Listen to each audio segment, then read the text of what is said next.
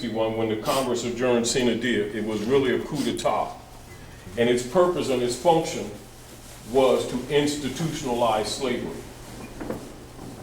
Now, when you know your history, you know this stuff is not supposed to blindside you. Now this is key, and so I'm going to qualify what I'm saying. The basic synopsis of this history is known by all scholars. It's not necessarily discussed publicly, but it's known by scholars, Masons, Eastern Stars, Skull and Bones, Knights Templar, Ku Klux Klan, people in secret societies. The masses don't know because the masses are slaves, all right? The masses are given belief systems so they feel comfortable and they think they are special. You know, they think Allah and Jesus, love them, don't love nobody else. They got a special relationship and all this stuff. They're really slaves. And that's mind control. And plus they're taught self-righteousness so that they won't use their reasoning mind. So they think they're better than everybody else. Think God made them, didn't make anybody else. Anybody that ain't giving Reverend Jones $10 is a sinner and all this kind of stuff. They want your children to play on I-95 at lunchtime, accuse you of robbing God and a whole bunch of other stuff. They do. And saying that Jesus got a bank account in Chase Manhattan, knowing that he doesn't. You know, so all these fundamentals they've been getting away with, but they can only get away with it with people who don't know history and people who don't know religion and the history of religion. We're not talking beliefs, we're talking religion. Religion is a science, not a belief system. Beliefs are what you call schismata and dogmata, and that is promoted by the priesthood for mind control systems. Anyway, as a synopsis, for those of us who may not be familiar with this history, those of you who know that the fall of the califit in Al-Andalus, which is called the Red House, that's the Alhambra, and that's where Michelle went when Obama and Michelle left the country, and she went to Alhambra, and then he went to Egypt, and he exposed that the American Constitution comes from Muslim law. Yes. He was giving you keys to this history that he knows is not taught in schools here. Everywhere around the world knows. So he's Kenyan. Keep in mind, he's not black. Black is a brand. Mm-hmm. He's a national. He honors his mothers and his fathers. He, you know, only people who dishonor their mothers and fathers think human beings are crayons. That's how you can tell the difference between civilized people and uncivilized people. Uncivilized people don't honor their mothers and their fathers. So when you see people running around talking about human beings are crayons, they're considered black. Well, that means death. That doesn't mean complexion. It means dead in the view of the law. And that's a tag that's put on people of Asiatic African descent who have been defeated and put and registered on 55 Water Street as Christian property. That does not mean spirituality. It's political. And they're backing the U.S. government debt since the Civil War. Now, the synopsis is to understand the history in order to understand how we got to where we are today. And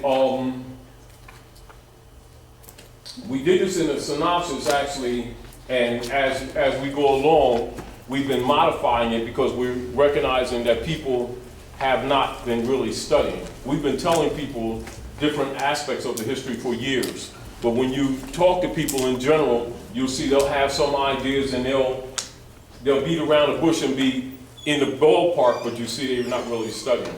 So it's forcing us to be more detailed when we shouldn't have to be. Islam. And so the feudal law coup d'etat is actually the Congress for the United States adjourning sine die. All right. Now, because Sister Delilah and Brother Hebrew had did a publishing of the text early, you know, because some people needed the information. So I'm going back over it because this wasn't really supposed to be published later, till later. So put the candles on the, you know, I was inspired. candles are inspiration. Anyway, Raise the stakes. so, yeah. And for those who don't understand this history, when you understand this history, when you have a knowledge of this history, you actually can look at timelines, and you can look at legislation, and you can look at political operations on the planet, and you'll understand why Noble Drew Ali set up the old Canaanite temple in 1913. Now, if you don't know this history, you could still appreciate what he did, you know, and you can look at it and study it from both a historical and a political perspective, but you would not appreciate it fully or really have a full understanding of it if you didn't know the real history. All right, so this is the history. The Moorish Empire was falling. And as you know, when you trace history from the Punic Wars on up to the Christian Crusades, on up to the Battle of Tours near Poitiers, French 732, even up to the Battle on Lake Michigan, 1812, with the Baton Rouge, etc. And that pretty much is the last major battle of the Moorish government before the absolute fall, 1812. Now, for those of you who kind of have an idea of what you see in social politics in North America and in European nations, it would confuse people who don't know this history, because their concept of what they think people are and what they think people are not, what they think religion is and what they think religion is not. So it will confuse them when they know that Thomas Jefferson, John Adams, and the so-called founding fathers all had Korans. Do you understand? For those who don't know the history, because their concepts, the way they're trained, making them think that, you know, Christians got the Bible, Muslims got the Quran, Buddhists got the Vedas and stuff like that, you know, where the truth is all high priests have all the books. The only people that have single books are people who are under control. Are we clear? Yeah, that's what keeps, see, so they keep the masses divided against each other, sticking each other with toothpicks, talking about, I got the best God type thing. You know, in the name of love. They're the most hateful people you can find. Seriously, they're dangerous. Believers are dangerous. Yes, they are. They're very hateful people. Yes, they are. And very self-righteous, and very judgmental. And foul at the same time, doing all the dirty stuff they accuse everybody else of doing. But we need not go into that. The history supports that. However, getting back to the point, most people, except people in your higher degrees of your secret societies, don't know that the land is Morocco. They think that this land is the United States. They don't know that the United States is a private corporation registered in France. Masons know it. So the code in Masonry for North America, Northwest Africa, North Amexem is called, they refer to it as, themselves as, quote unquote, the keepers of the North Gate. That's the cosmological term for North America. So when you hear Masons refer to themselves, Shriners refer to as keepers of the North Gate, they're talking about the North Gate of the universe, land of the Moors, all right? That's why everybody that's in power must be a Mason or Eastern Star, even if they deny it publicly. They'll deny it publicly, know that they're Masons. That includes all your big-time ministers. Martin Luther King, Sullivan, Gray, all of them Masons. Jesse, all of them, while denying it across them pulpits. And got a Moorish fez in secret, dressed in jewels that cost more than your clothes you got on your body. Do you understand what I'm saying? While pretending they don't know that these people are Moors. And so that's the great Masonic secret, is the people themselves. These people who think that they're black and green people, and doesn't matter what color you are and all that kind of stuff. You know, they're really registered on 55 Water Street as Christian property. They're stopped back in the United States corporation debt since the Civil War. All right? Now, so this, so whereas in the school systems, when the Congress adjourned sine die, May the 10th of 1861, they refer to it as sine die for the masses, but the scholars, the professors, and the politicians, and the high priests all know that it was actually a coup d'etat, an overthrow. Are we clear? Yes. Clear. In the synopsis, this is basically what occurred. After the califate fell in Al-Andalus, Al-Andalus is later called, not at that time, later called Spain. So when you hear scholars talk about the Moors in Spain, and one of the famous books is Stanley Lane Poole's book, The Moors in Spain, and you see other history books that aren't usually available to the average person, and definitely not in the school system. They'll say the Moors in Spain, but that's kind of misrepresentation because it was not called Spain until after the fall of the Moors. Are we clear? So we got to put things in time cycle. But at any rate, the Alhambra is the Red House. And so after the palace fell, the popes of Rome set up a world global trust to control and to administer the lands and peoples conquered under the Spanish Inquisition for the Queen of England. This is, i.e., European colonial operations on Earth plan. Say it again. All right. Global World Trust. It's called Global World Trust. Sometimes they refer to it as the World Global Trust. Sometimes they flip world and global, but it's Global World Trust. That was set up for administering the lands and the peoples that have been claimed under the Spanish Inquisition for Queen Elizabeth, King Ferdinand, as a go-between for the Vatican under the church bullas of world conquest, i.e. Christian crusades, that most people thought ended. Are we clear? So the concept that the masses have, including our people, is that the crusades ended. The truth is that they never ended. They were taken secretly underground. You got to know that to know this history. Do you understand? So whereas our people thought the crusades ended, scholars and politicians know it didn't. You know how they say when you thought they put the fire out and they just, everybody's faking? And then you put your arms down, you're peaceful, and you think they're being peaceful and they're really undermining you. That's what the sine die is when they talk about the Congress adjourning sine die 1861. It was really a coup d'etat.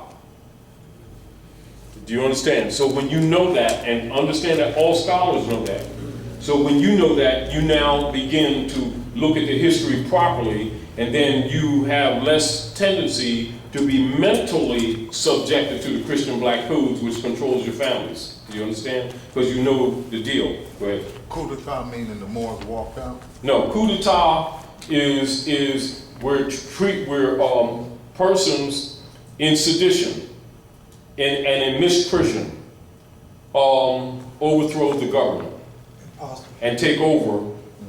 That's a coup d'etat. Yeah. All right? And that's used generally, that's even though that's French, it comes from Latin, because French is actually a derivative in Latin.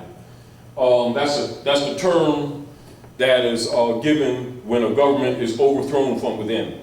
It's coup d'etat. All right? So they speak in history when the Congress for the United States adjourned sine die in 1861, they will write it in history as a coup d'etat. But Masons and scholars know, they'll write it in history as the Congress adjourning sine die. That's how it's written in history. But the scholars and the writers really know it was a coup d'etat. This is so that the masses aren't informed how they really got in slavery.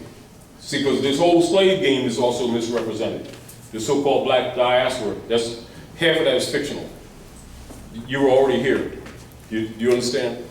And it's your land too. And it ain't India and we ain't Indians either. Is that why when they pass laws, they call it an act of Congress, because it's more like a play, you know what I mean? Because they are actors. That's what I always got out. They are actors. Yeah. Now, so in a synopsis, Just hear this out and make sure you get this very clear, because we're not going to focus on this because we've been over this continuously for the last couple of months to get people grounded. We'll talk about it, but because we know that everybody's not up on it, you need to understand it to understand the politics, because if you don't know this history, you will not understand the politics. And your concepts absolutely will be wrong. Do you understand? And of course, when it comes to you preserving your estate, you're at a disadvantage because the politicians already know as soon as you start running your mouth that you don't know the real history. Because your words will immediately tell them. Because when your knowledge changes, your language changes. And remember, culture is in the language. Now, Benjamin Franklin, who's later to be designated as one of the ministers plenipotentiary on the protection of Sidi Muhammad, the Sultan of Morocco,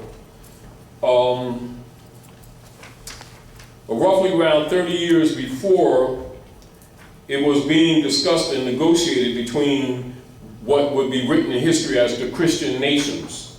Not to be confused with people keep thinking of Jesus. It has nothing to do with Jesus, it's Constantine. And understand that Europeans use Christianity as a front. They're really Constantinians. Are we clear? And understand the one that they call Jesus, Jesus is a password. That's not his name is Yahushua. And they changed that at the Nicene Council. It's not a translation, nor a transliteration. His name was Yahushua. And their mission was to hide the history, but to use the trust that the people had in him to make the people think that they were doing something good and spiritual. And so they voted during 325 AD, it's called the Nicene Council. Because the name of the creed is really the Niceno-Constantinopolitan Creed. That's the official name of the Europeans' version of Christianity. They won't tell the people that, the preachers won't tell the people that because they got a 501c3 skull and bones kickback agreement.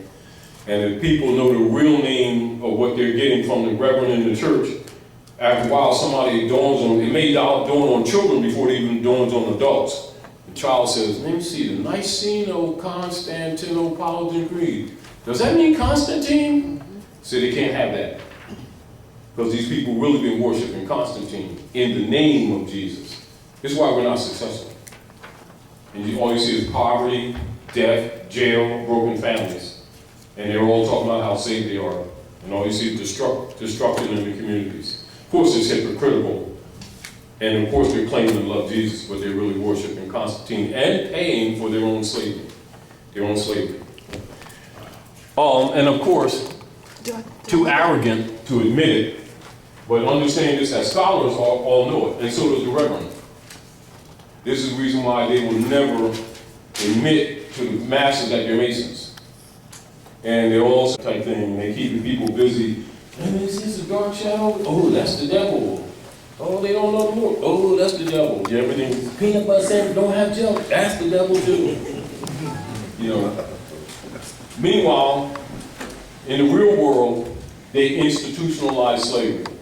So, and this is what people need to know. You know how like when people keep saying slavery's been institutionalized, and if you ask them to give the record and show the record how it was done, they couldn't show you the record. They just talk about the system. The system did this and the system did that. Name the system. They can't name, but they keep making these statements.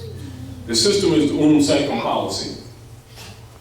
All right, that's the system. And the operation, the military operations to bring it into fruition is the coup d'etat of 1861. Are we clear? All right. Now, after the Moorish government was falling, they started negotiating and talking about making a treaty. And this is why the Treaty of Peace and Friendship, which Obama talked about when he went to Egypt, is the world's longest running treaty. Are we clear? Yeah. And the treaty supersedes the Constitution. And the Constitution is an equity contract that seals their obligation to the treaty. Are we clear? Mm-hmm. Now, for them to obligate themselves to the treaty, what's up? Your hands are cold. You got a car? Oh man, look at this. Oh. Boy, see that car? You got a car. Oh, wow. Just got the car and stuff, man. All right. Anyway, so negotiations were taking place in history because they wanted to stop the hundreds of years wars between the Muslims and the Constantinians who are coming under the tag of Christianity. This is from the Punic Wars on up to the Battle of Tours. All right? And of course, they'll give you a synopsis of this history, but never give you extension of the history. They'll talk about Queen Isabella and King Ferdinand merged their kingdoms, defeated the Moors, and then sent Columbus to the Western Hemisphere. That's about all they give you. But that's the relationship. The issue, what they don't tell you, is that you're the Moors. And you were defeated, and to change the history, they started branding you black and Negro and Indian. And so the people don't know the history because they don't know they're Moors. Do you understand? And then they give you limited history so that they can enslave you. Because if you're not in the pedigree or the honor of your mothers and fathers by law, you're not descendable. And this is another reason why the Europeans put their family names on us, because whatever we buy or sell with the mark or the number of that name, it's automatically state property. In other words, such persons are declared dead in the view of law, and they're called universally minorities and wards of the state. They have no heritability whatsoever. Now, logically, people who benefit from this paradigm are not going to tell the people the real history. That includes black leaders who get a 501c3 skull and bone kickback. This is why they promote crayons, you know. My aunt is green, and my father is black, and I got a light-skinned black leather coat, and it means Africa and all that stuff. And people believe them, not knowing they're paid off to promote that paradigm. And it makes the people who accept those brands non-descendable. Now, say some of you, like the brother here, some of the younger brothers and sisters aren't aware, but some of those who you're older knew, say 5 generations ago, if you called our people black, you had a fight. Because they knew that you were stealing their birthright. But they've lost consciousness now, Islam, and now they think it's an identity and they're proud, not knowing that they're not descendable. In law, not descendable. So again, going back to point, without a knowledge of this history, logically you cannot correct the status. Because your arguments can be totally perfect, and if your status is dead, you have no claim of a state. This is represented in the most important slave case ever to come before the Supreme Courts of the United States, and is used as a pattern around the world. It's called the Dred Scott case, 1854, 1857. That's the most important slave case ever. And the issue is his status. Fake scholars will keep talking about racism, which is a diversion argument. The issue is status. All right? Claiming to be Dred Scott, which he's not. You can't transact business in another man's name and then claim liberties or rights. It doesn't exist. Because you must honor your mothers and your fathers.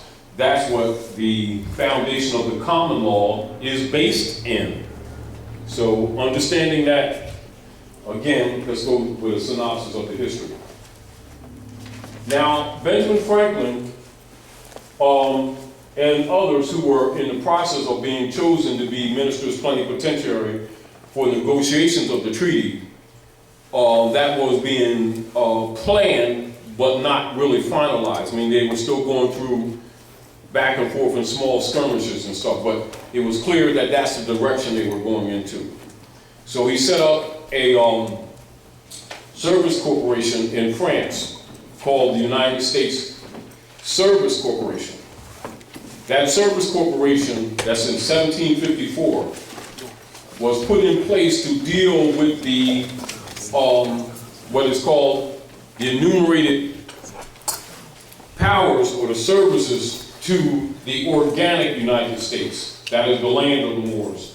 And all of the states of the unions are required by law to have republican forms of government, as said in Article 4, Section 4 of the Constitution. And of course, you have the Treaty of Peace and Friendship, 1787, 86, 87. You have the Ordinance of 1787. And then you have the signing of the Constitution for the United States, 1788, 1789. And so it's important for you to understand that history in order to understand where you are today. Your economic problems, your political problems, etc., and also why our people are always at the doo-doo end of the stick. Because they don't know their birthright, they don't know their nationality, they don't know this is their land, and they don't know the politics. And they have never been taught religion. They've been taught dogma, which is counterfeit religion. And they've been given fiat, which is counterfeit, for money. All right? Now, counterfeit money, counterfeit presented for money, or in place of money. And then color of law, which is in place of jurisprudence. And this is pretty much what has been in operation at the North Gate. At the North Gate, pretty much what's been in operation. And so, again, you're here to get clear on those concepts so that other things that we talk about make sense to you. Because if you don't know this history, we can have discussions and it's interesting, but for the most part, it's over your head. And yet it is basic enough for a child to understand if a child knows the history. All right, so Benjamin Franklin set up Service Corporation 1754 in France to do the service contracts, usually referred to as enumerated powers. John Hanson, as we adopted the format for the operations in the North Gate, John Hanson, who was a Moor, 1781, they made the ancient seal for him. The ancient seal of the ancient Moabite nation is called the Great Seal. And that is the seal with the Eye of Horus on the top of it. If you go to the Library of Congress, they'll say it's the Eye of Allah. All right? And he's the only president that's ever used that seal. None of the hybrid presidents use that seal. The hybrid presidents only use the bird, the Roman bird. But you'll see both seals on the back of the note. All right? Now, moving up, and this is again why they will not teach in the John D. Rockefeller institutions that George Washington was the 9th president. They will always teach that he was the first in order to lock people out of the real history so they don't start putting the puzzles back together. So keep this in mind. Benjamin Franklin set up the United States Corporation Service Company in France. But we're going to jump ahead a little bit so that you can have a concept of the politics that you're dealing with today. Now, according to Moorish law, what's called fatwa, a member of the Bar Association could not hold an office in the United States. Are we clear?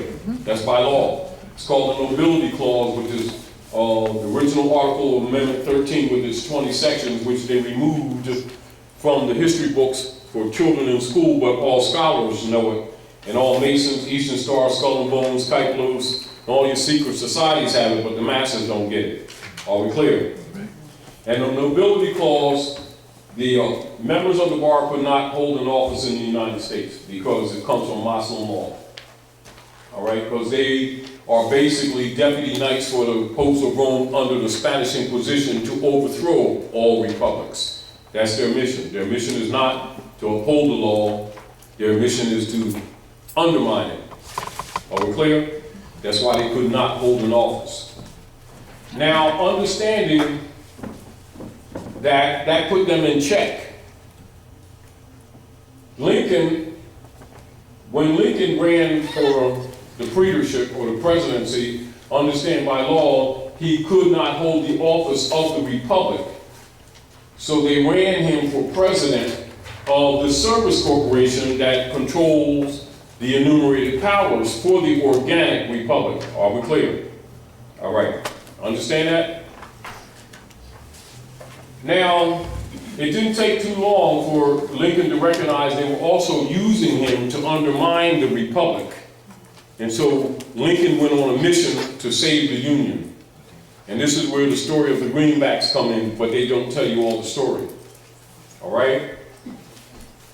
So Lincoln went about his business of bankrupting that platform that they ran him on that's registered in France, United States Corporation Company. He went on the mission to bankrupt it. Of course, that put a target on his back. He also did two major law cases, making the distinction between Moors, Negroes, and blacks. Same people, different legal status. Blacks and Negroes are slave, Moors are free man. That's the pedigree. Those other ones are brands. That also put a tag on his back. Knowing that they were using him to undermine the Republic, he bankrupted the United States Corporation Service Company, and he also did a case that he won for Charles Chinquapin, who was a member of Opus Dei. That also put a target on his back. So he knew he was going to get assassinated.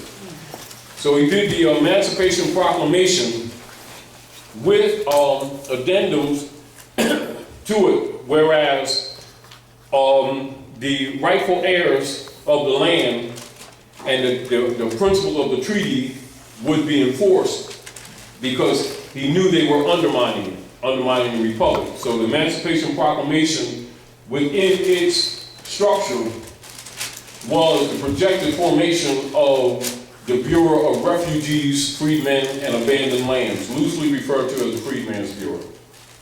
And every man, every woman, every child, minimally would get 40 acres and a mule, which would have given all the land back. This also put a target on his back. But they're actually battling. You got to understand what he was dealing with. He already knew he was going to get assassinated. He already knew they were using him to undermine the Republic. He bankrupted the United States Corporation Company, that platform that they ran him on. All right, keep this in mind. So he knew he's out. The Freedmen's Bureau, they killed Lincoln. The Freedmen, they modified the Emancipation Proclamation 3 times before it was issued. 62, 63, they modified it, 65, they modified it. Still, it was detrimental to the intended coup d'etat. So 1860, Lincoln bankrupted, he successfully bankrupted that United States Corporation Company in France. All right? 1861, May the 10th, the Congress did a coup d'etat. It's written in history as sine die. It's coup d'etat. They killed Lincoln. Later, they killed Lincoln. And of course, the Freedmen's Bureau, sign in. The Freedmen's Bureau, the people were to give back their names, their religion, and they're supposed to be what they refer to as repatriation on the land. So you're supposed to be giving back your name, your nationality, and land. You're supposed to give enough finance to support it, etc., stuff like that. So the Freedmen's Bureau was opened up roughly 3 years. They squandered the finances and shut it down. But what they also did was continuing their secret coup d'etat, is that they designated the corporation that Lincoln bankrupted in France as person. And then they created a double stock trust system. So they could be the beneficiary and the administrator. Because you already know in trust law, you can't be the administrator or the trustee and the beneficiary.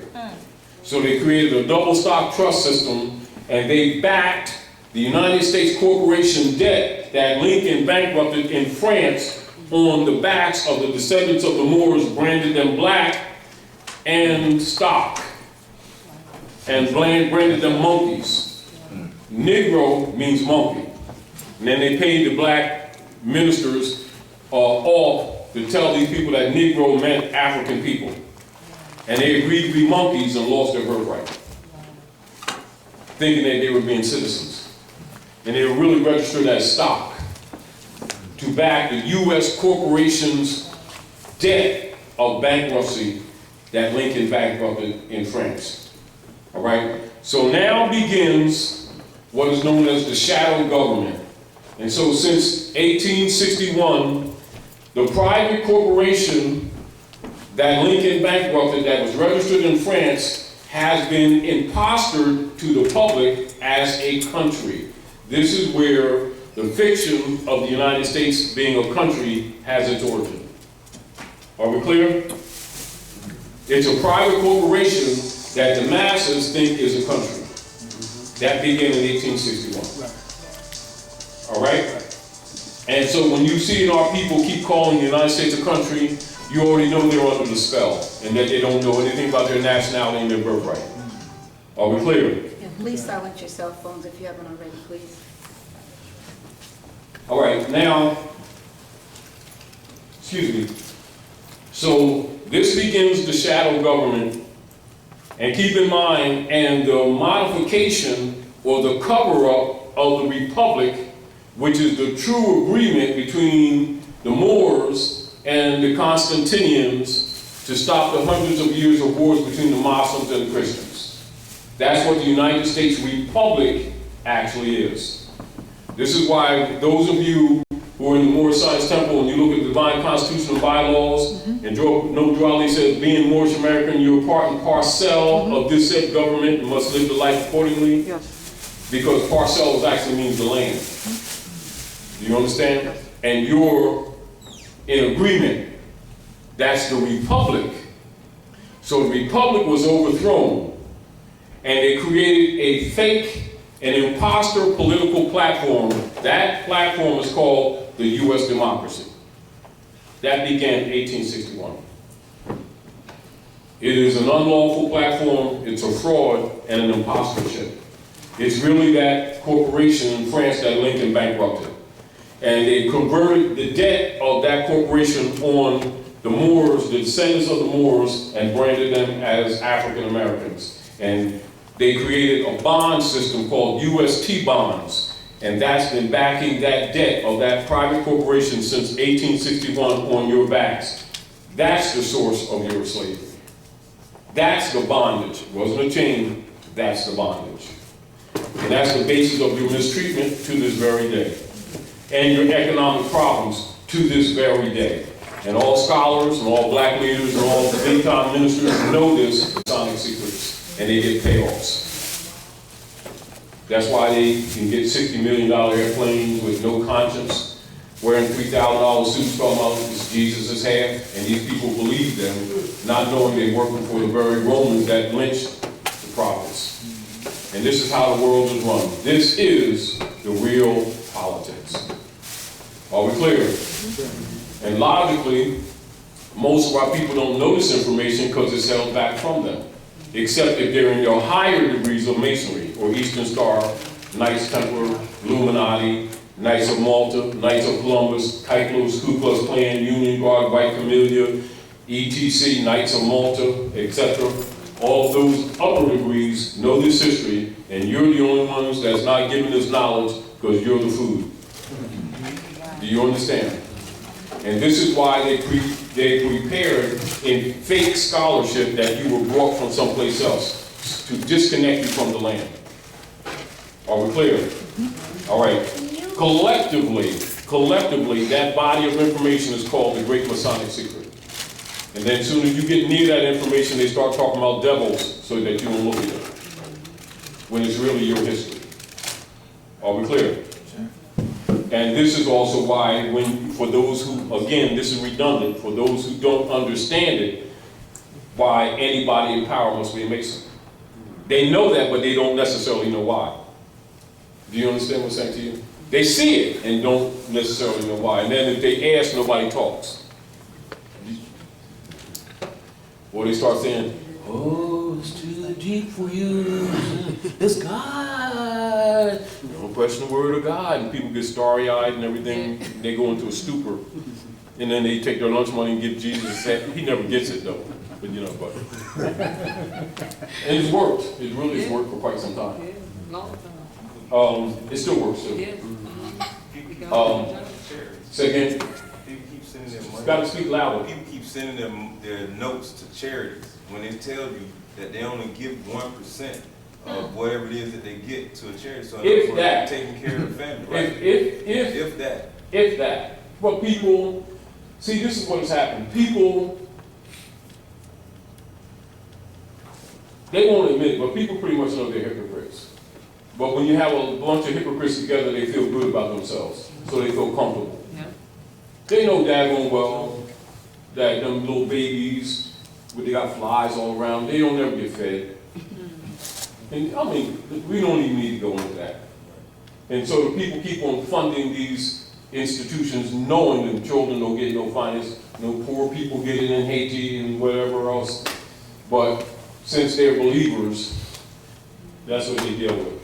And then they feel good for them. They throw, Allah around and Jesus around like passwords, and they feel good about themselves. And the miseries of the world continue while they be hypocrites, which they absolutely are. Not just the people who steal the finance, the ones that keep giving it to them, also hypocrites, participating in that crap. Rather than take responsibility to start fixing this mess. So anyway, so as a synopsis, so keep in mind that that's a United States shell. That's a shell corporation. So let's make a synopsis so that you can have a little bit of understanding what's going on. What's up? What's up? What's up with your technical skills in the building? He said, "What's up?" Real car. He said, "What's up?" too. What's up, man? What's up? So keep in mind, this is a corporation in France, United States Service Corporation. Right? Lincoln bankrupted it. Okay. Yeah. He said, "All right." So 1781, they perfected the political platform. 1781, and that United States Corporation Company to transfer the debt on the descendants of the Moors, designated as African Americans. February the 2nd, 1781, they registered that in Guam and in Puerto Rico. Are we clear? Puerto Rico was really Puerto Rican. All right, so they registered Puerto Rican. That's 1781. That United States Corporation lasted up until 1913. Noble Drew Ali, Anayamwea, that's what you call Cherokee. I'm from Cherokee, speaking on behalf of the true heirs of the estate and enforcing the Treaty of Peace and Friendship, Ordinance of 1787, and the Constitution for the United States commanded to the Queen of England to honor the treaties and the Constitution and make sure that the rights, or what is called restoration of rights to the rightful heirs, who they branded Negro, Black, and Colored Indians, that they be put back in their proper person and that the estate be restored to them. So we set up what's called the Old Canaanite Temple to start the processes of teaching the heirs to the world's largest estate of their heirship. Meanwhile, they think they're black and Negro and a whole bunch of other things, and they're really Moors. So now you got heirs to the world's largest estate, don't know who they are, don't honor their mothers and fathers. They're declared non-descendable. They think human beings are crayons, and they're transacting business in Europeans' names, which makes them non-heritable. Meanwhile, the Europeans living off their virtues. So in 1913, Drew Ali sets up the Old Canaanite Temple to start the processes of enforcing the original organic Constitution and treaties. All right, that's 1913.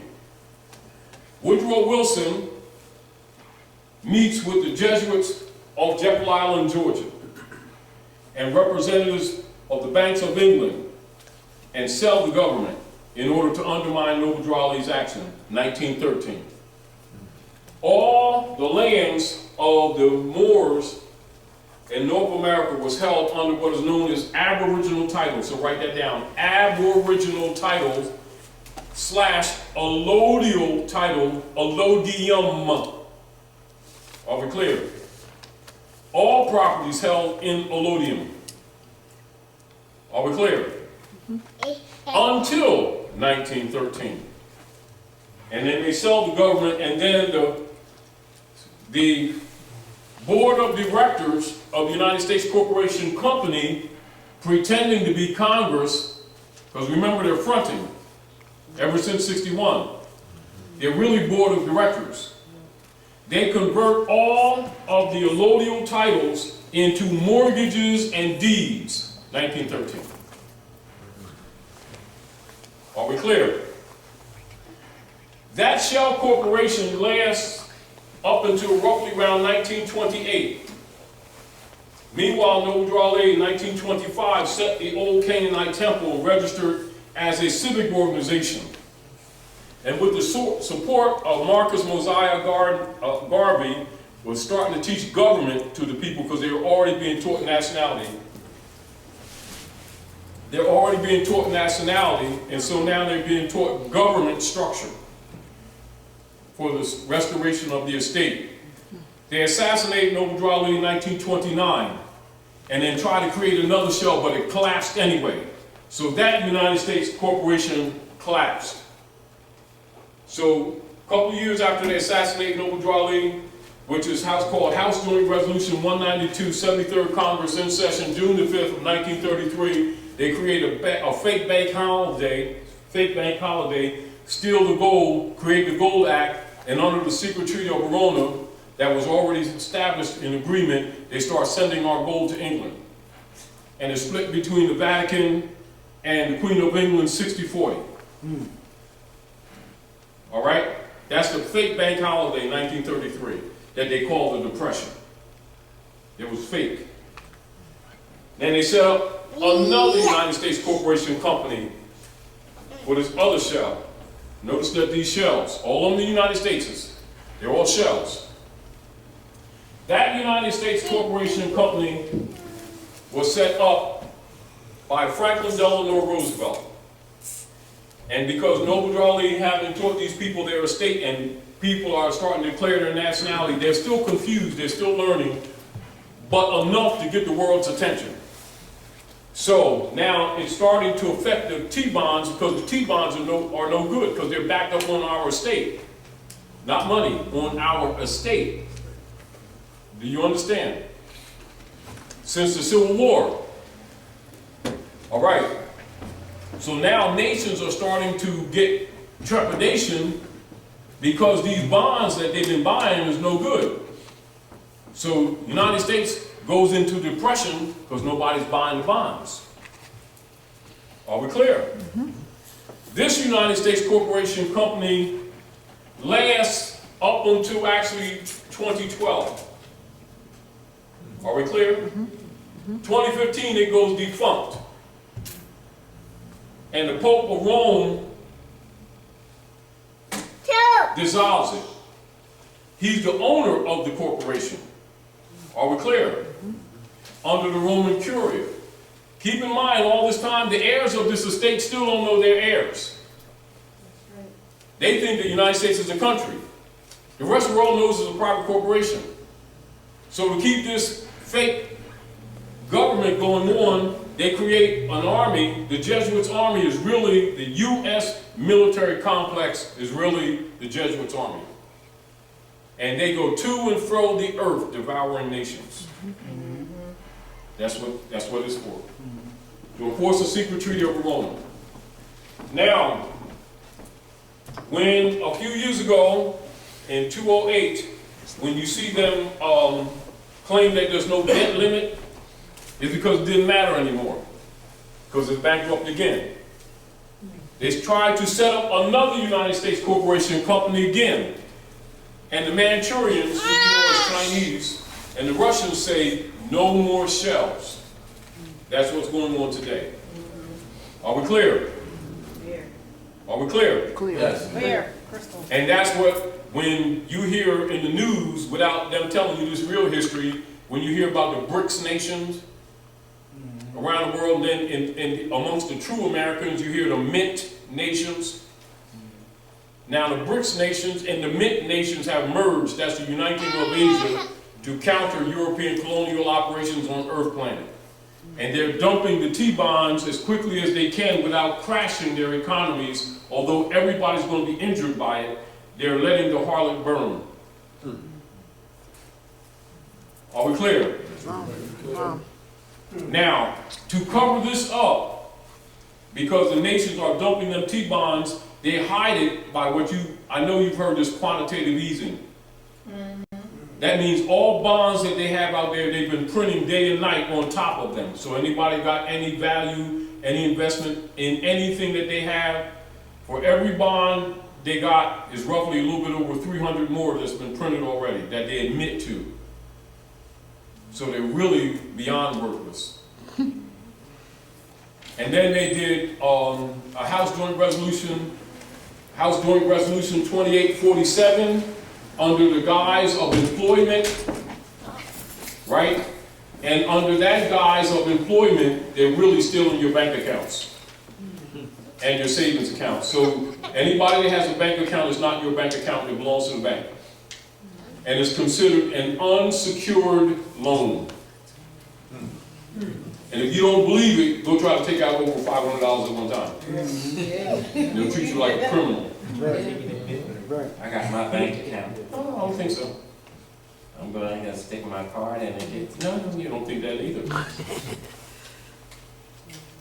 And you got 401k, it's 409k. Seriously. Now, this is the real politics. Logically, if you're not aware of this, you understand what's coming down the pike. Are we clear? It's only a matter of time before the doo-doo hits the fan, so don't think that it's polka dots on the wall. Because it ain't. Now, that's really where we are. Are we clear? For the masses, who still think the United States is a country, they have to be woken up because it's not a country, it never was. The country is the Morocco, under occupation. All right, called Maghreb, Morocco, the most extreme west.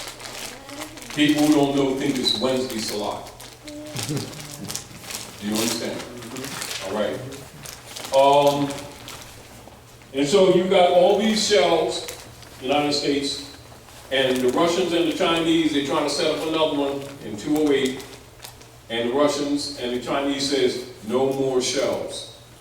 Now keep in mind, since 1861, all these shell corporations, all called United States, that never was the country, that's a cover-up for the occupied country, which is really Morocco. That's the foundation of the theft of your birthright. That's why the Moorish movement exists. To make the heirs of the estate conscious and competent for the restoration of their lost estate. If you understand this history, you know why Noble Raleigh did what he did. Now, you can look at it historically or, saying that he was a good man. You can look at it from that perspective and appreciate it.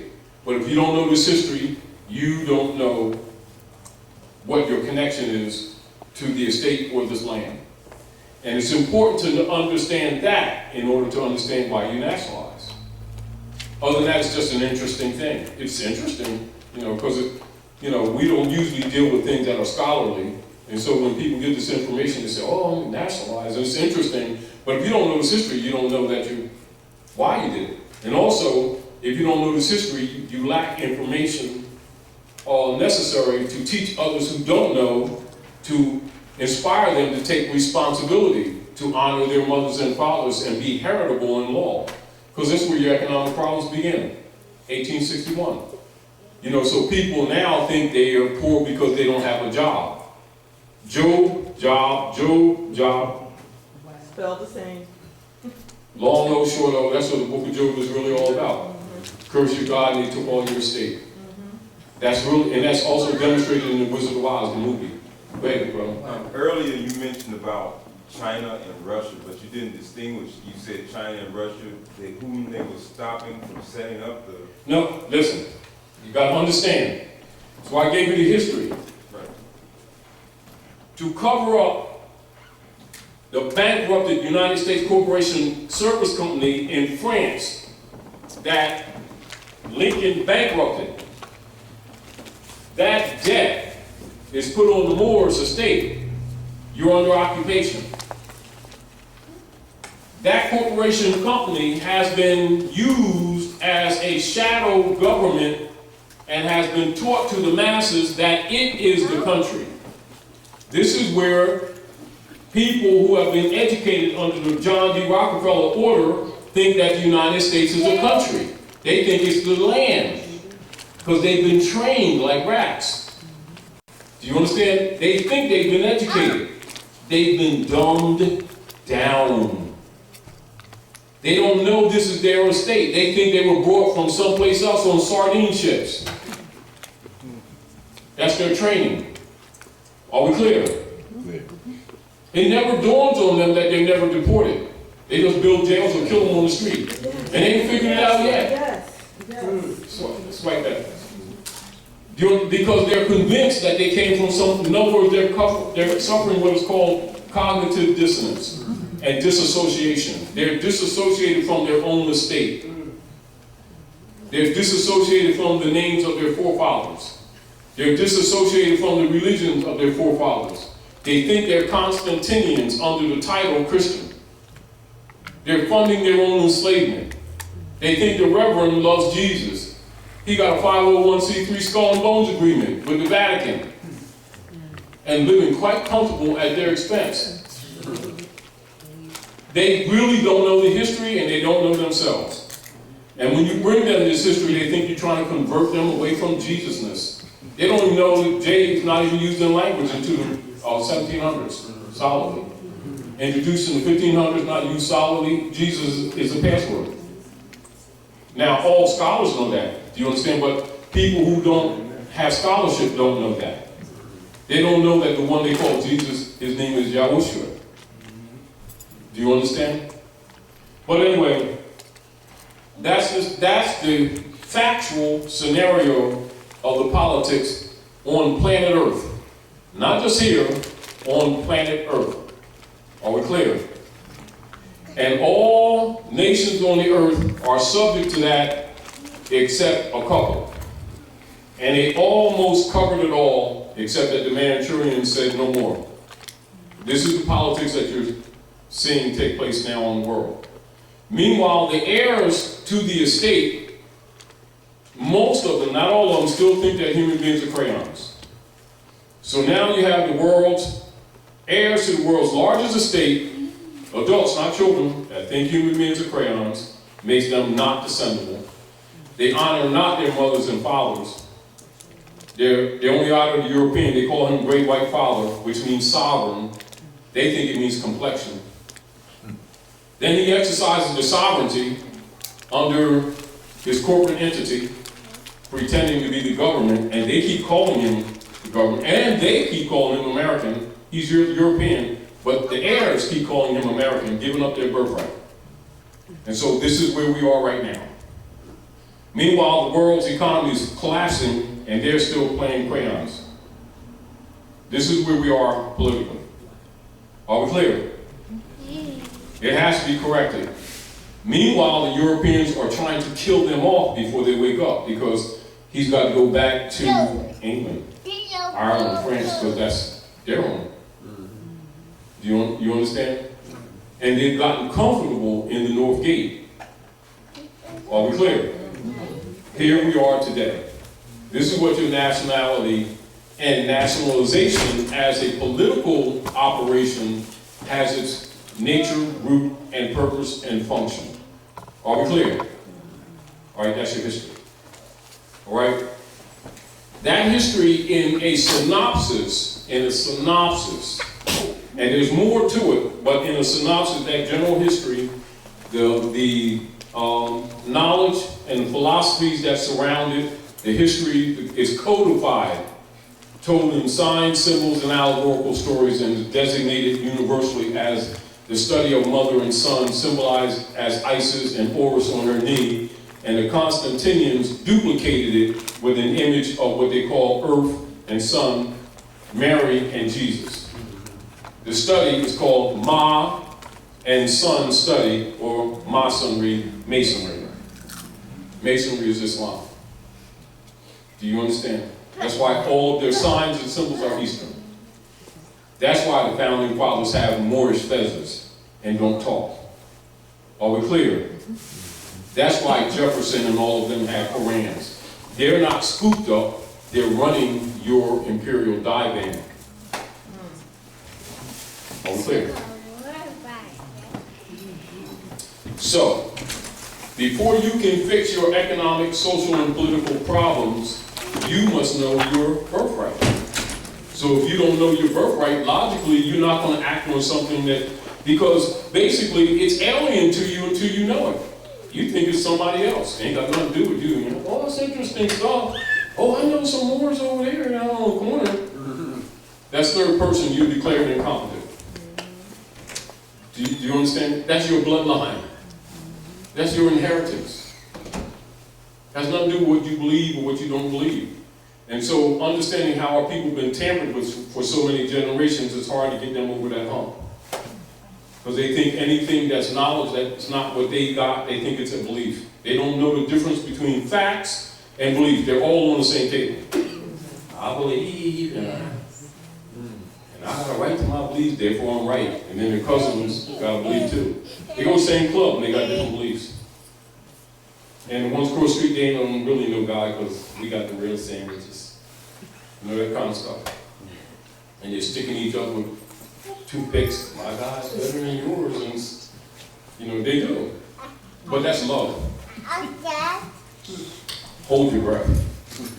Anyway, so that's what we're dealing with. So if you understand this, you understand where we are right now. Now, keep this in mind. Last year, Obama, when the Pope came, all right, he came to back up the motu proprio that he had set in 13, which we talked about probably in 12 and 13, the motu proprio.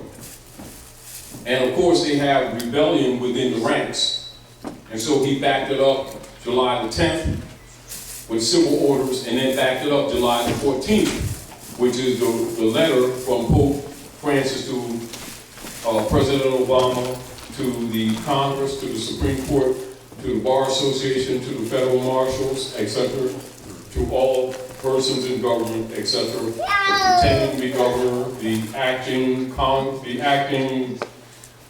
governors, etc. And this is what the Pope's letter is all about. And so when you read the Pope's letter and you see United States written in uppercase, small case, minor, major, small u, United States Incorporated, all capitals, and grammatically structured with an incorporation, he's talking about these shells. So if you don't know this history, you can read the letter and it still goes over your head. Are we clear? Clear. This is why we share it with you and we tell you to analyze it. Because if you really don't understand it, your actions are incompetent, because the heirs must be competent for the estate to be restored. Because in the state law, if you have an heir to any estate that demonstrates that they're out to lunch, the estate cannot be lawfully transferred. And so it gives him mandate. This is why he's willing to pay so-called black leaders 501c3 skull and bones kickback to keep black Negro stuff going on, marching with people all around the place. You are somebody. No, they're Moors. These guys got fezzes in secret. Why don't they tell these people the truth? A few pieces of slugs, because they don't even get silver. It's true. For a few slugs, they sell on their people out. But by the people not knowing this history, they don't know because they're caught up in emotionalism, whether they like these guys or not. He got a tight suit on. See, had to cost $3,500, and that's the cheap suit. And he flew in there on that $60 million plane that we bought him for Jesusness. And this is where our people, their mentality is at. That's where their mentality is. Not knowing that these people are COINTELPROs. But if you know this history, it doesn't matter what anybody claims to be or not, whether they're atheist, Christian, Muslim, Jew. If you know this history, they can't play it. They're not coming in your community and have you marching all around like a fool, asking for rights. Your command is to enforce the Constitution and the treaty. Now, that synopsis, then look at what Noble Drawley did, and you'll understand the Moorish Divine and National Movement. And a synopsis. There's your foundation. All right? There it is. And anyone in power already knows this. This is what gives them the upper hand on you. This is, again, why you see other nationals who come to North America have a tendency to not exactly respect so-called black people. They're looked at as traitors and in dishonor. They think somebody don't like their complexion. My tan is darker than theirs, and they don't like me because I'm green. No, I'm black this week. You know, they don't know which, every other week they call themselves something else. And so it confuses the civilized world, but people don't know that they're uncivilized. They think they're spiritual. They know Jesus and nobody else does. And that's how they pretty much operate, all right? So when you see sometimes other Asiatics come from around the world and they kind of give this energy that these people don't want anything, they don't want nothing, that's where that comes from. They're the world's wealthiest people who are the poorest at the same time. Do you understand? And don't even know anything about the Global World Trust that's administering their estate that they don't know they have. Are you clear? And they're marching all over the place and begging and all that kind of stuff. And looking for programs and all that kind of stuff. And the Europeans stealing all their resources, their property, and getting ready to try to kill them all. And this is another reason why the Manchurians have stepped in, to stop this genocide. You understand? Which is actually ongoing. All right? All right. Are we clear on that? Yeah. That's foundational of your history. Baby All right. said, yeah.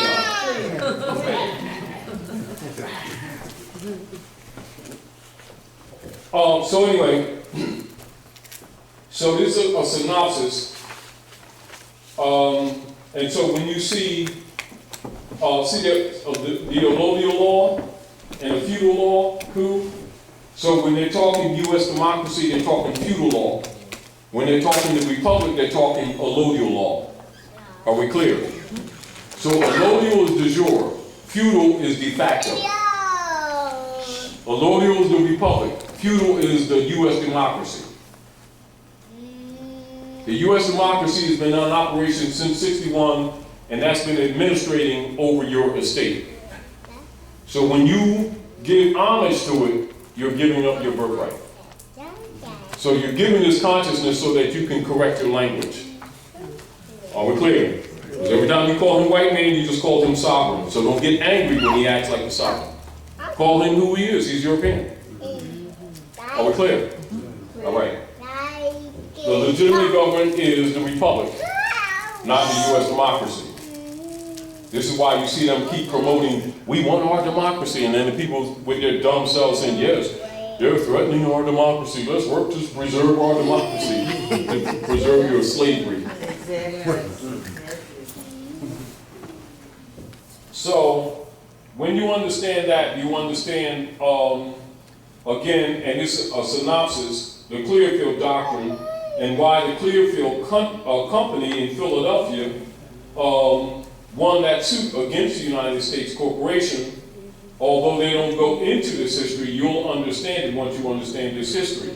And this is important, and we remind people not to hesitate to use the Clearfield Doctrine in any argument in law that you have relative to foreclosures or anything else, so-called fake debt, credit companies, credit card, third party, interlopers, etc. Stare decisis issue is Clearfield Doctrine, all right?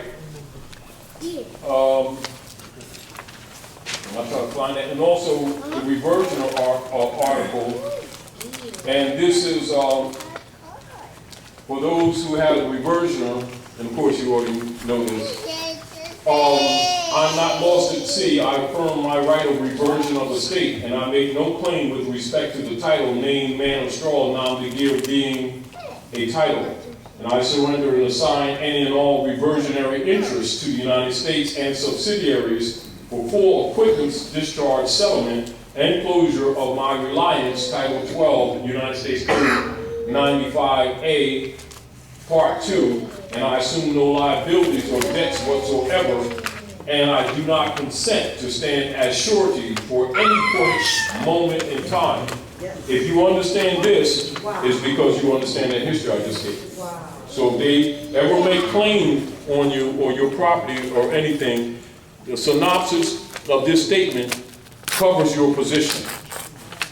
Are we clear? Because whenever you walk into any of those private tribunals, understand they're not really courts. They're human trafficking venues. And they're holding you as surety. And so you tell them, because this is back to them converting that debt of that United States corporation company on you since '61. That's what that's all about. That's where the public and the private argument comes in when it comes to the strong man transmitting utility UCC commercial operations of human trafficking, where you are the stock. All right? And also where the mortgages come into play since 1913, where the contract is dead and you're the pledge. Are we clear? So this is for you to understand these things so that you can think for yourself. Because if you understand this, a lot of questions that might arise, you will answer them yourself. Go ahead, sis. Mike.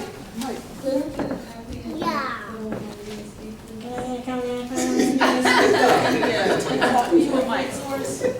Yeah. Where's the mic? Actually, this is a book. And it's in editing, and you will see Brother Hebrew for this in short order. Okay, All right? In short order. thank you. All right? And so, please, say it again. Clearfield, No, that's, Clearfield is just in it. It's just in it.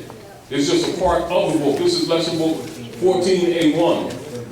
This is the book that I separated in 92, 93, 96.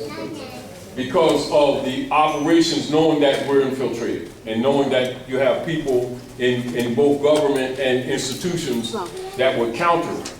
And so I don't have the finance, but I do have the brain. So I separated it so that they could be caught later. Do you understand? Because they control the economics and institutions. So 14A, this book here, see this book? Hold this book up. Hold this. That's a synopsis. That's still being kept. Pull this up. That's the first part.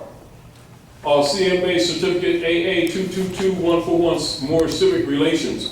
This is actually the other half that I separated in 96. And also that's the one that other people use to start stuff like, say, Dr. York used this one. And he used 3 paragraphs from Agent Nuwabi and Moors. And other people have used that. But I already understood a lot of times this stuff would be misused and that you've got forces against you that you don't know. So they're all dark priests. So not everybody uses it as dark priests, but you have to understand this is the real history. It's not in their interest for you to know this. So I separated it. And so I'm going to republish the next half now. That's because they jumped the gun and did it anyhow. Anyway, so that's what this is. This is the other half of that book that was published in 1996. All right?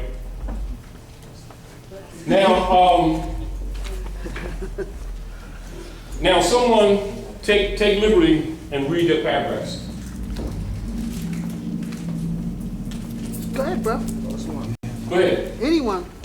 No, No, not. go ahead, brother, you had a mic, go ahead. Don't start saying Whatever paragraph you, turn the mic on. no. Yeah, that's it. Know that. His His glasses on. Okay. C4.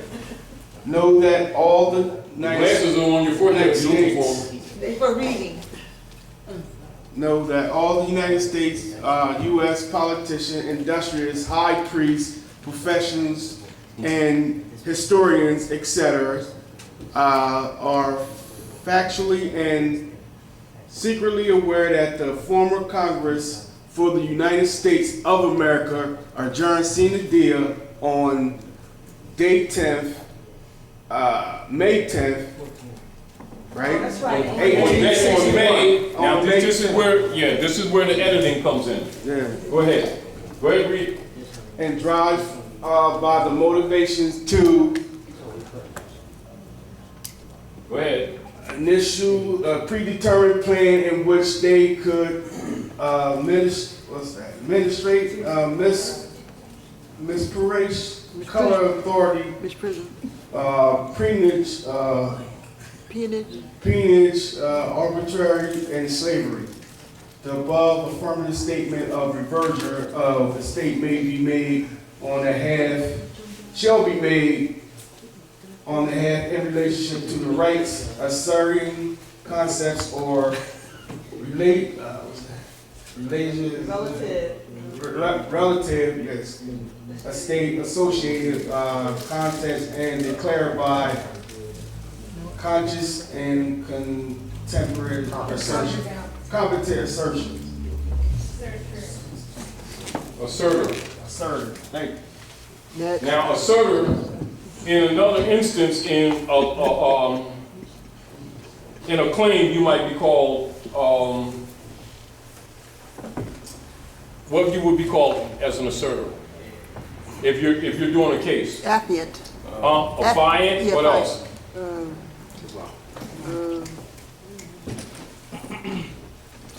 P,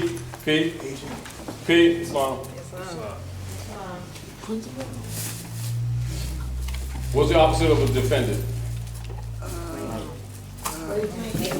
Huh?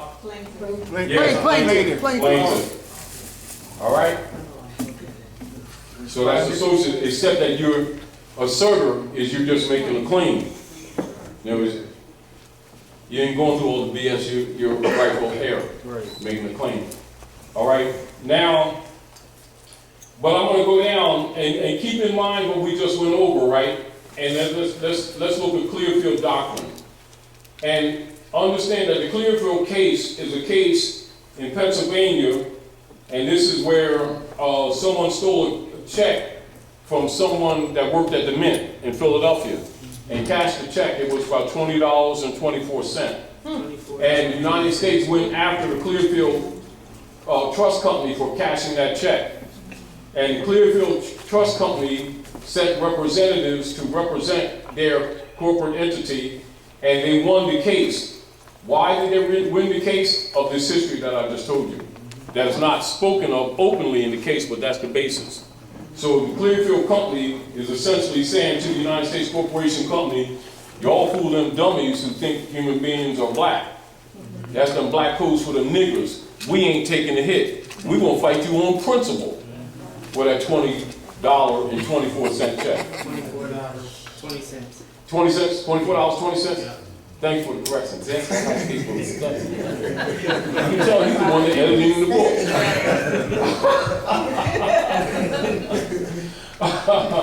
So basically what they're saying, don't pull them nigger codes on us because we ain't going for it. We ain't having it. But now keep in mind, when people are having economic problems with the banks, etc., like that, those who really know this history will use the Clearfield Doctrine, which is stare decisis, as a defense, and it's a valid defense, even with a traffic ticket. You know what I mean? And there's another reason why we emphasize this history and this law, because history and law goes together. And due to the operations that have been taking place lately, we find ourselves having to go over this operations redundantly. But we want you to be grounded in this so that other information that we may talk about makes sense to you. Now here's the Clearfield Trust Company. Now notice this, Clearfield, now this is 1942. Those of you who know the operations of jurisprudence at North America know that they've been using the Tracy versus Railroad case as a basis of blocking people from using common law process to deny people due process. The Clearfield case took place in 42, and their own greed undermined them because they actually exposed themselves. Are we clear? So again, keep that in mind when you're looking at this, because we're not going to go through the whole detail, but understand this. Governments descend to a level of a mere private corporation and take on the characteristics of a mere private citizen, where private corporate commercial paper, Federal Reserve notes, FRNs, and securities, which are checks, is concerned. For purposes of suit, such corporations and individuals are regarded as entities entirely separate from government. So what they just told you, that United States Corporation Company that Lincoln bankrupted in 1860, and where they've been fraudulently claiming it to be a country and converting its debt on you since the Civil War, is a fraud, and they ain't having it. This is how they've been screwing you for all these generations. Are we clear? Clear. They've been screwing you for all these generations, and all scholars knew it and know it. That includes all the politicians, all the councilmen, all the big-time reverends. All of them knew it. And all of them been getting kickbacks, and this is why this thing has worked so well. And then, of course, it's so well-grounded, people keep saying, oh, this can't be, because that's conspiracy. Yes, well, it is. So get over yourselves and grow up. Islam, good brother. Islam. That's why when I was, you know what, when you say that, I kind of think back at the election we just had, and as he was going into office. No, it's not an election we just had. We didn't have an election. The election that they had, you know, the United States had. Now, this is what must be understood. For the coup d'etat operation. This is, why are we giving you this information? For you to start correcting your language. It is not we. You ain't a part of it. That's a private, foreign, corporate entity registered in Borinquen, in Puerto Rico, that was bankrupted in 1860 by Lincoln, which was registered in France. That's been, its operatives and owners have been impostoring it as the government, which it is not. They've been impostoring it as the country, which it is not. They needed for you to keep calling. You say we, you've accepted the debt. Soon as you say my, you've accepted the debt.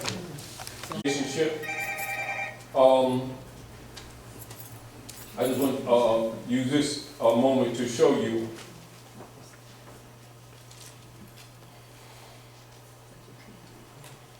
See that Treaty of Peace and Friendship, 1787, modified only once. That's 1836. Constitution for the United States. And here, and this is what Obama's talking about. You see, to all persons to whom these presents shall come, or be known, made known, whereas the United States of America in Congress, assembled by their commission, bearing date the 12th day of May, 1784, thought proper to constitute John Adams, Benjamin Franklin, and Thomas Jefferson, their ministers plenipotentiary, giving to them, or majority of them, full powers to confer, treat, and negotiate with the ambassador, minister, or commissioner of His Majesty, the Emperor of Morocco. See where your founding fathers really got their power from? And why they all got fezzes? So logically, people who want you to use the black brands aren't going to tell you this real history. So as you can see, they were minister plenipotentiary, and this is where you get potentate in all your secret societies, we get that title from. All them past masters and them grain masters are called potentates. Do you understand? That's where its origin is. And so when they're talking about the so-called founding fathers, you can see that they're not the founding fathers. They were under the authority of Sidi Muhammad with the negotiations of the treaties. You see? Now, again, let's get back to the point. Let's go back to, say, the Pope again, so that your concept will be correct. I want your concept to be correct.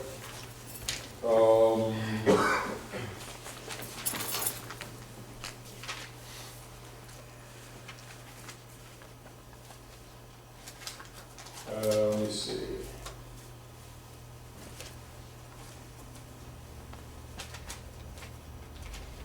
And again, this is for the listeners. If you want to have any more expanded information on this, you all who are listening can see Dr. Naila. And also we'll plan in the future, maybe come on the show and answer some of these things again on your show. For those of you who know Dr. Naila's show, can you announce your show, Dr. Naila, so they'll be familiar? That's Reawakening Minds. That's on High Frequency Radio Network every Monday night, 8 p.m. to 11 p.m. Eastern.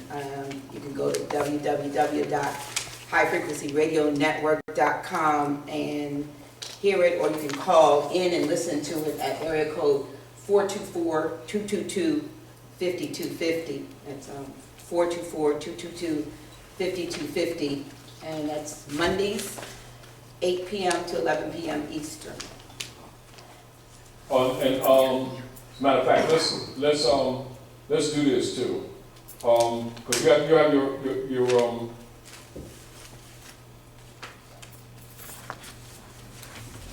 hotspot on, right? I do, but I think I changed my password. All right. Let's see what we can do.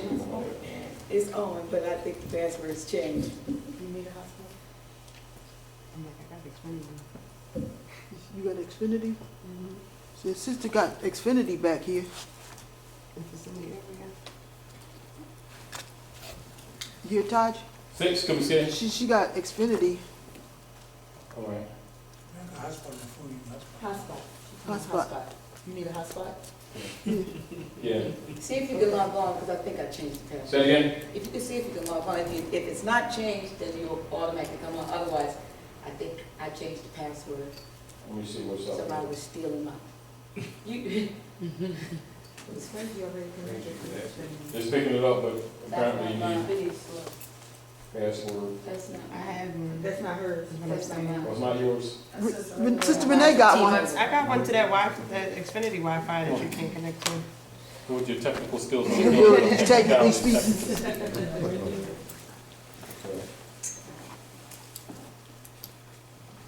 Okay.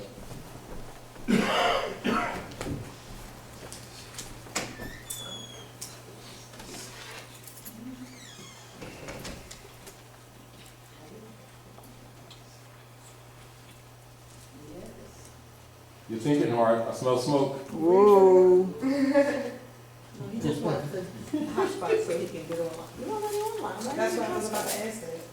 You already online. Why do you need a hotspot? Say again? You are already online. Why do you need a hotspot? No, it's not coming up. Unless you have the. You might have to log in into Xfinity. Just to let you all know while they're doing that, I have some constitutions over here for just a donation. I got about 50, 60 copies, pocket-sized constitutions, just for a donation to House of Reawakening Minds. So you want to make sure you might want to get one before you go. Yes. I also printed out a couple worksheets from the RV Bay website that are over there. Basic definitions and a couple of worksheets. Donations over there, $1. Moors. $1. They're free. Water. They're right over there on the table. Let me take my time.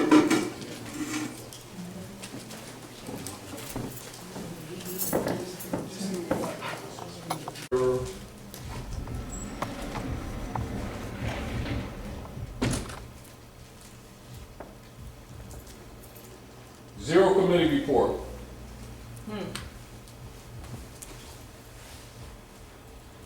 Minority troops divided and detained. That means the so-called minorities in the army, they're going to throw them in the break just like they did Geronimo after they sit around and keep convincing their own people. All right, well, white sympathizers under guard. All minority leaders, national and local, will be detained. President addresses minority on radio and television, gives it 1 hour to end the emergency. All units under regional command into the emergency. Zero committee reports. So survey shows that during a 6-year period, production created 9 million objects. They really talk about people. And 1,500,000 each year. Production could not dispose of the containers, which proved a bottleneck. However, there are almost That was almost 20 years ago. At this point, they're talking about the Second World War, some other people that was claiming to be somebody, not that they took to some barbecue chambers. Anyway, we suggest that vaporization techniques will be employed to overcome the production problems inherent in King Albert. In other words, they're going to vaporize them so they don't have to worry about the shells. So if they want to be black, you know what black means? Ashes. With sprinkler system. Yes. They want to be black. They're gonna be black, gonna be. That means they refuse to honor their mothers and their fathers, and they are absolutely expendable. And they're going to find themselves really black. This is the scariest thing I've ever read in my life. No, but don't, because it's Not like this. scared of it, They're going to, remember, they're going to reduce the population. Now, and so, who are expendable? People who don't honor their mothers and fathers. They have no heritage. That's a rule. Honor your mothers and fathers that your days may be longer upon the earth land. They don't want to be on the earth land. They will be black. Ashes to ashes, dust to dust. Don't feel sorry for them because they're traitors. There will be two in the field. One will be taken and the other will be left. Don't sit around and get personally attached. Tell them the truth. Keep it moving. Peace, y'all. Thank you for coming out to Reawakening Minds. Dr. Naila? Could you tell the listeners where you're going to be, like your schedule, because there might be somebody that is... I'll be in Ohio 18th, in Cleveland, Ohio, 18th of this month. Okay. To the 21st, from 18th to the 21st. Okay. And other than that, we'll be at the House of Reawakening Mind. But I'm just kidding. Go ahead. Yeah, oh, no, okay. So you'll be back here on the first Friday Yes. of December? Yes. Okay. And I just want to thank everybody. I'll turn it around a little bit. Hey, everybody out there. Just want to thank you. Yeah, I've been holding this phone for the whole time before this. We all appreciate this. I know you did. But listen, he'll be back here on the first Friday of December. Best.